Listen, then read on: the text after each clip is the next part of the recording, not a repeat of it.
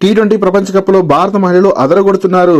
భారత బౌలర్ల top class bowling తోడు ఓపెనర్ గొంగడి త్రిష సూపర్ బ్యాటింగ్ దెబ్బకు భారత్ సెమీఫైనల్లోకి దూసుకువెళ్లింది.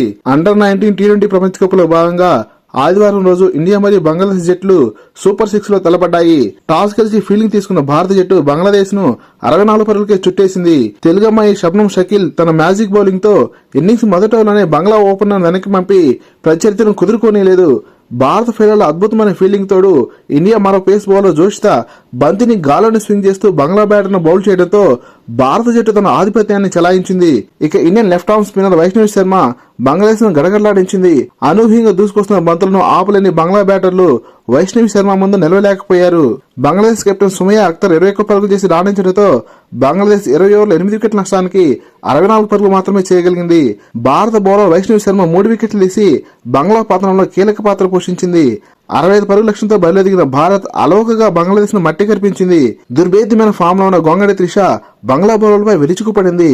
31 బంతుల్లో 8 ఫోర్లతో 40 పరుగులు రాబట్టి భారత్ ను విజయం పొందించి పెవలించేరింది.